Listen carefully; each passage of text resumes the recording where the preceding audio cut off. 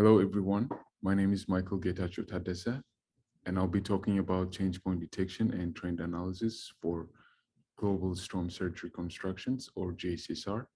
Before I start, I would like to thank my collaborators, Thomas Wall, Mamunur Rashid, Zonka Dangendorf, Alejandra Enriquez, and Stefan Talki. Uh, as an introduction, as we all know, coastal flooding is driven by different factors, and one of them is storm surge. And understanding the trends in the magnitude and frequency of storm surges, or even these drivers, is crucial to accurately assess present day and future flood risk. But the issue with that is there's no enough length of records available in different locations in different tide gauges, and that limits the robust estimation of secular trends in extreme sea level events. So to tackle this problem, we can either extend existing records using archival measurements, or apply different modeling techniques to reconstruct existing data.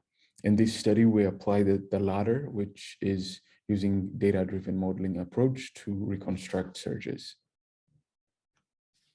And the Global Storm Surge Reconstruction, or GSSR, is a reconstruction of daily maximum storm surges for about 900 tide gauges around the globe. And this was done mainly by forcing data-driven models with atmospheric data that comes from 5 reanalysis datasets.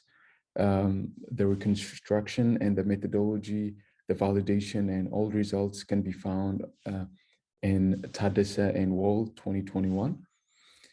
In this study, I'll be referring to 5 reconstructions from GSSR, namely G20CR, GE20C, GINT, GMERA, and GE5, coming from the 5 respective reanalysis datasets.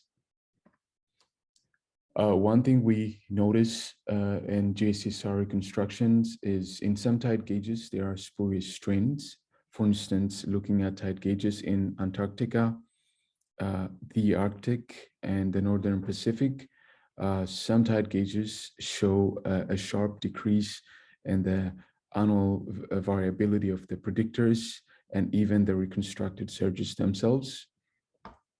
Picking one tide gauge, for instance, Kerguelen, which is located in the southern hemisphere, we can look at different predictors from the reconstructions. So for instance, here we're looking at, on the left, the sea level pressure and its annual variability for GE20C in blue and G20CR in red. And here the wind speed, the U wind speed coming from both reconstructions.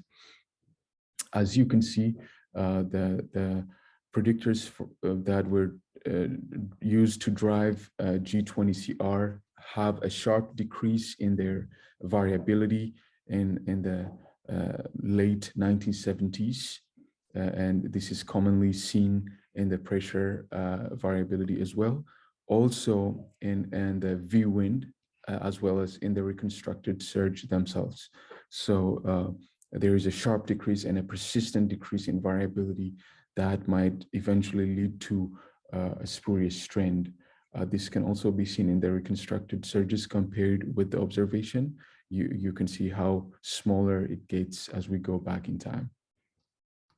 So this can be tackled to some degree using a change point detection method, which in this study is used to detect periods where the mean of the time series deviates persistently from the average conditions.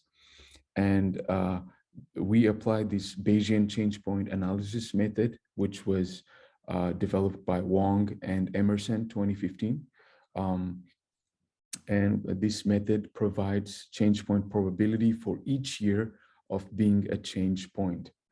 And there is an R package called BCP that we implemented for this analysis. Looking at an example tide gauge location in Astoria, for instance, we're looking at the annual variability of the pressure, which we see a persistent decrease in also. Again, with the U wind, we see similar reduction in the variability, which is also the case for V wind and the reconstructed surge G20CR. But if we look at the observed surge and its variability, that's not reflected in this time series. So applying the methodology and computing the probabilities for all those four time series and taking the average, we see that the black line represents that average change point probability. And the different probability thresholds that we selected here indicate that 1948 is a change point, the most recent change point. And selecting that as a change point means we will only use data beyond 1948 for further analysis. Applying this methodology for all tide gauges that we have, we can see that G20CR and GE20C provide additional storm surge data. In general, GSSR provides from 16 to 111 years of additional storm surge data across different tide gauges. The minimum number of years is provided along the coast of the North Pacific, Japan, and Australia. But in Europe, we get quite a lot of years of additional years. Now I'll be showing GSSR trend analysis, which uses post-process data after the change point analysis. And we fit linear trends on the 95th and 99 percentile surges. We applied the linear regression method as well as the modified Mann-Kendall test to fit trends. We also adjusted the standard errors of the linear regression coefficients to be robust against heteroscedasticity as well as autocorrelation using the Newey West estimator. So here I am showing GSSR trends coming from G20CR and GE20C for the 1950 to 2015 period for both reconstructions. Here, tide gauges marked with rectangles indicate statistically significant trends at the 5% significance level. And we see in Europe, for instance, along the Kattegat Bay, North Sea, and Northern UK, there is a positive trend.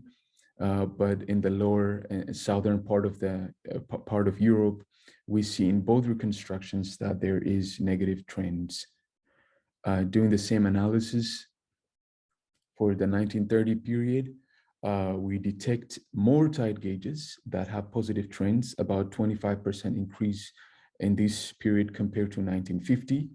But for locations such as Australia and the east coast of the US and the Gulf, we don't have tide gauges for GE20C and G20CR because the post-process data after change point detection doesn't entirely cover this period for those tide gauges located in Australia and US East Coast and the Gulf Coast. Here I am trying to show the comparison in trends coming from observed surges as well as reconstructed surges, including the ensemble mean of the 5 reconstructions, which is shown in the right-hand side. On the left-hand side, we have observed trends for the overlapping period of 1980 to 2010. This is where all the reconstructions and observations overlap. In general, we see in Europe, for instance, there is a strong agreement both in terms of the magnitude of trends as well as the spatial distribution of trends, especially along the southeastern North Sea and Kattegat Bay. We see in all 7 datasets that there is a strong decreasing negative trend. But there are some locations along the Atlantic coast of France and Spain where some tide gauges have differences among the GSSR trends, but also with observed trends. Especially these tide gauges come from bays and estuaries where there's an interaction of river discharge, and that will impact our trend computations. Moving to US East Coast, there is an agreement in the New England area where we have positive trends across all data sets. But there are differences again in the Chesapeake Bay, where we have different trends in different reconstructions as well as observations.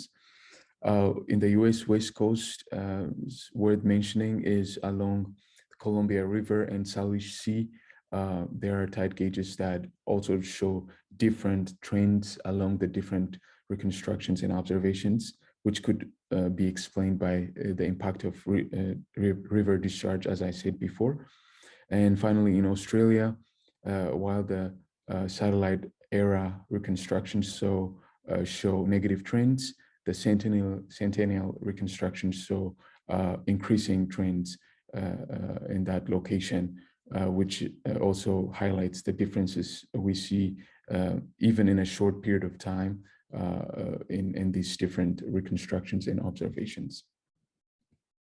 And finally, here I am showing the trends in the number of annual exceedances of storm surges above the 95th percentile. This is to show if we select, for instance, one storm surge value, the 95th percentile from the entire reconstruction, and we compute the number of storm surge events that are above this threshold, and we fit a trend on that time series.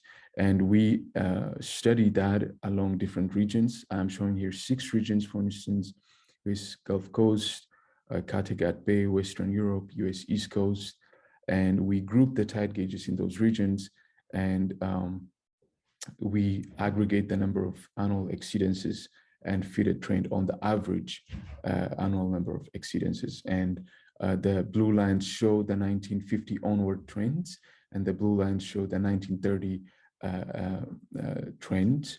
And in general, we see in all regions for both periods, almost for both periods, we see a positive trend in the annual number of exceedances above the 95th percentile. And the highest the highest trend values come from Kattegat Bay and Western Europe, where the magnitude of the trends in the storm surge magnitude was also higher in these locations. To conclude, we have shown that even after applying the change point detection method, we can see that GSSR provides additional storm surge data up to 110 years in Europe and even in other locations.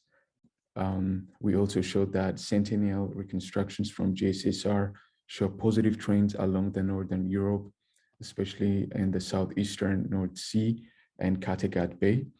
And we show also there's a positive trends in the northern part and negative trends in the southern part, especially for the 1950-2015 period.